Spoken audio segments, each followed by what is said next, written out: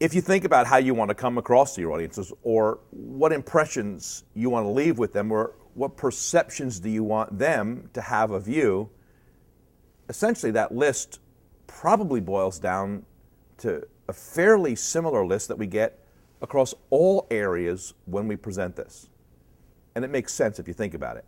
Most speakers, they want to come across like they know what they're talking about, that they have something important to say and that they're worthy of saying it. They want to come across in a professional manner. They want to come across confidently. They want to be concise. They want people to remember what they have to say. They want to be engaging while they're doing that. Many speakers want to come across in a personal manner. And essentially that list across all the professions is relatively the same. We all know how we want to come across to our audiences, but what I'd like you to do is take a second now and think through if you could list what your top 5 impressions are. What are the top 5 things you want your audience to come away with thinking once they've heard and seen you? What would that list be? So take a second and list the 5 primary impressions you want to leave with your audience. Okay, it's probably pretty simple to do that, right? So we know how we want to come across to our audiences. I guess the question really is exactly how does that happen? What do you have to do as a speaker to make sure that you come across that way to your audiences? Well, again, that's where those 3 core competencies come into play.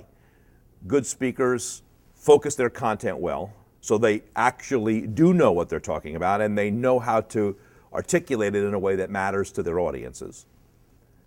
They also deliver that message well, and they interact with their audiences while they're doing that. So those are the 3, again, those core competencies.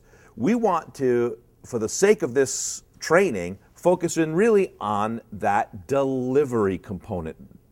And we want to suggest that very likely that area of your presentation is probably not receiving the kind of treatment that it needs to in your own mind and in your thoughts when you are delivering your presentation. In other words, you're probably not concentrating as much on the delivery side of your presentation as you probably ought to.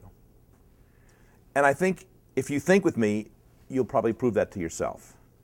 Put yourself now in the presenter mode. Picture yourself in a presentation. You hit slide 15, slide 16, slide 17.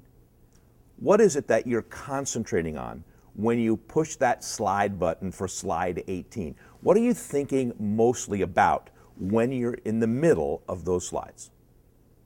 If you're like most speakers, what you're concentrating on is how are you going to get that content across to your audience? You're thinking mostly about what you are saying.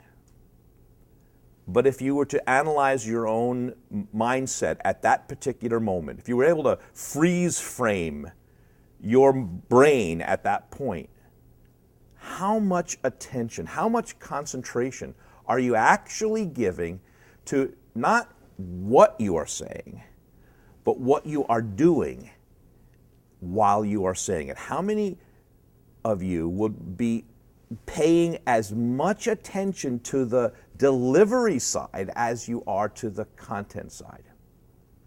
Probably very few of you would be at parity.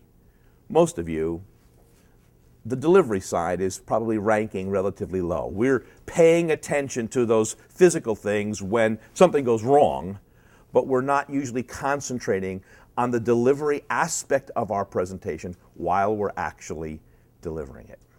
So here's my goal. By the time you're finished with this training, what I'd like you to walk away with is knowledge of what you're supposed to do with yourself while you are presenting.